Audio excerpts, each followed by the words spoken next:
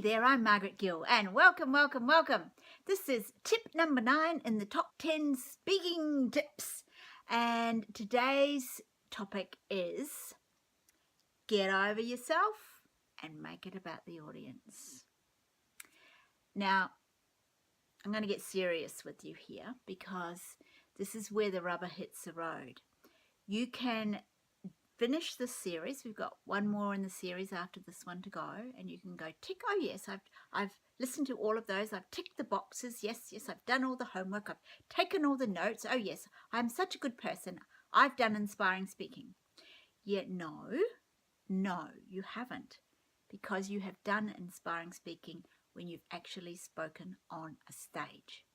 So after you come and you learn from me, I'm going to want you to go on stage. Now, I'll tell you a funny little story. I taught Saw to Soar, which was the event that really started to change some lives, and people started to do some amazing things after the event. I didn't realize at the time, I thought I was failing because people weren't going out speaking immediately. I thought they would, like me. So I go to an event, I learn what I need to learn, and then I go out and I do it. And that wasn't happening. People weren't going out speaking, and I'm like, I'm failing here. I'm not doing a good job of this. They're getting the big bang on Sunday afternoon. They're speaking. They're telling their story awesomely. They're telling it beautiful. Oh my God, some of the stories just heartbreaking. The room's in tears. Everybody's it's like full on, and they're not speaking. Why are they not speaking? I'm doing something wrong, and I stopped teaching. I stopped teaching that course because I thought I was doing something wrong. And then I did all the travel, and I was away in the States a lot and things like that. And with the gift of that hindsight, what I was allowed to see was that it took people a wee while to speak. It took them a wee while to find their voice and actually get out and speak after doing the course. But they found their voice in different ways. Some of them have never spoken, but some of them have written books. Some of them have created card decks. Some of them have created overseas retreats. Some of them have created amazing systems that they teach now. It's just been full on what some of them have done. And with the gift of hindsight, I've come to understand that they got this last point. And the last point is make it about the audience. Don't make it about you. Make it about the audience.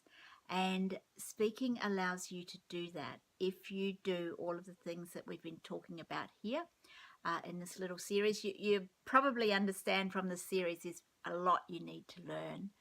There's a lot that can go wrong on stage. There's a lot that you need to learn to feel confident. So I really encourage you to come and do courageous speaking. Work your way through the inspiring speaking content, which will teach you how to get your basic talk together. But do come and actually speak. Do come and do a talk that is witnessed and a talk that is critiqued, because it will give you confidence that you won't believe. But yeah, here was I thinking that I'd failed, and it just meant that people took a little bit of time to get the confidence to go and speak. And maybe it takes you a month, maybe it takes you a year to speak, but I know that you will use your speaking skills that you learn eventually. And even if it's only in day-to-day life, a lot of people have said, Mark, I'm just I talk to my kids better now, because there's that confidence of your voice. And when you get that confidence of your voice, it's amazing. But the thing is that you have been given a voice and you have been given a message. And without exception, everybody that has done my speaking courses has had a message that was divinely given to them. They have a gift that was divinely given to them too, often in the healing fields, often in the health and well-being fields, often in the coaching fields, things like that. They are people that are able to help others get to another level, help other human beings get to another level.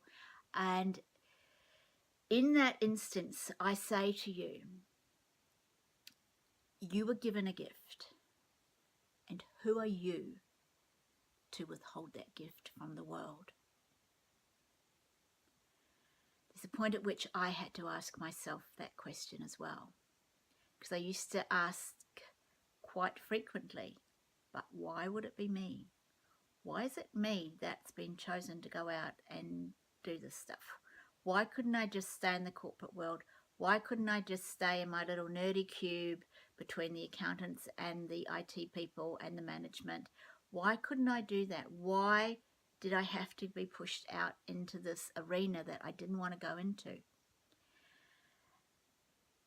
It's because we're like the chosen ones. We're not chosen ones, but we have signed up for something as we came onto the planet, and we're being asked to take and step up to the thing that we agreed to do. Why was it me? Well, on some level, somewhere, I agreed to do this. And there are some people out there that can only hear this information from me. For whatever reason, we agreed that I would step in and I would give this information. So who am I to withhold that information from people? That's what got me on stage. Who am I to withhold the information that I am meant to give people? It's just through my own fears, through my nerdiness, through my I was just making fear up, basically. Who am I to withhold that? And in answer to the question, why would it be me? The answer that kept coming back was, why would it not be you? And so if you're asking yourself that question, but why would it be me? Why would people want to listen to me? Why would people want to hear what I've got to say? I don't think I've got that much important stuff to say. Well, what happens is, over time, stuff starts coming out your mouth that you will not believe. I've been doing this now I've been on this journey now for about 15 years. And just this year, I've started to develop lots of little quote cards. And the person teaching me it started to say, why don't you develop your own quote cards? It's much more powerful if the quotes you're putting on the cards are yours, not somebody else's. And I'm like, I don't want anything like that anywhere. And the fabulous Patricia McKenzie volunteered to go through and look at, she said, you've got heaps of those and that stuff that you wrote initially, all your newsletters and things like that. I'll go through and find some of the quotes for you.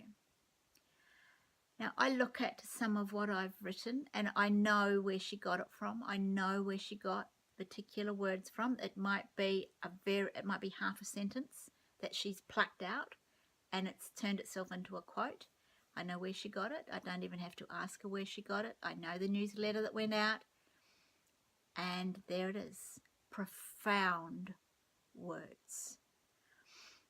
And I get a little bit teary about those words because they were written at a time when I was really fighting to get all the knowledge that I needed, all of the information to make things work. I struggled in those early days. I really, really struggled. And here are these words, some of them so profound, they touch me, they make me cry, they inspire me. And I wrote them. I said them. I write them on Facebook comments, and she pours through and pulls them out. I can't see them because, of course, I'm too close to them. But they are quite profound. They are profound enough for me to probably put them in a book at some stage and have people buy them and be inspired by them. That's why we get out and speak. Because who are we to stop our words inspiring another? Who are we to hold that person back because they don't have the piece of information we were meant to give them? Who are we to be afraid of the camera because we think we look ugly, not good enough, hair not good enough, face not good enough, whatever? Who are we to withhold that information from people who could be changing the world? There are people who have attended my Soar to Soar event and who stood there on that stage I get a bit teary about this. They stood there on that stage and they wept. They wept the tears that only a person who is healing at a very deep level sheds. And in those moments, they were healing themselves enough to be able to take their messages to the world.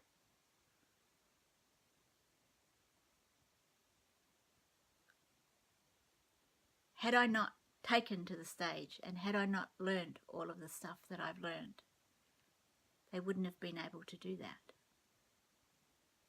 Some of those people now are running international retreats. Some of those people that stood there and wept over family situations that they have never shared with anybody else before have gone on to write books that will inspire others, that will teach others. Who are we to allow our fear to get in the way of that? That's my question to you. Who are you to withhold what you know, what you were given as a gift, a divine gift? Who are you to hold that information back from people who need to hear it because you are afraid?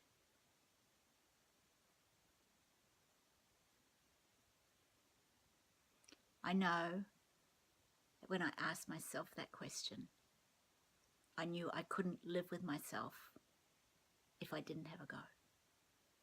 If I didn't at least try to learn how to speak and get my message to more people. If I didn't try to make my business successful so I could help others with the information that I had.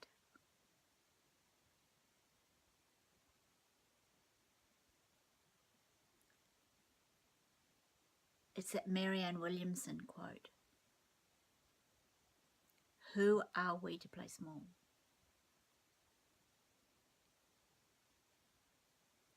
And if you're playing small due to fear, I want you to ask yourself the question I asked and see if you get the same response. Why would it be me?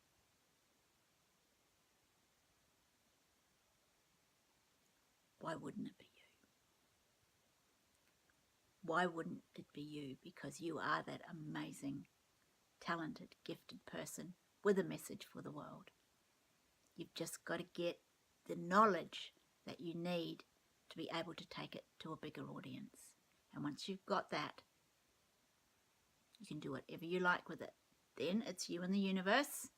They can provide the opportunities for you, but who are you to withhold that information from people? So I'm going to leave you on that note. This one's got a little bit serious, hasn't it? It's gone off the happy, bubbly Margaret, because that's my job. It's to ask you to step up to a bigger level, to understand the gifts that you have been given are given from a higher source. And that higher source, despite all that I've been through, and I have been to hell and back over this stuff, despite all of that, source was always there to support me. It was always helped me. It always was there to pull me out of trouble, out of whatever. And it was always there when I taught.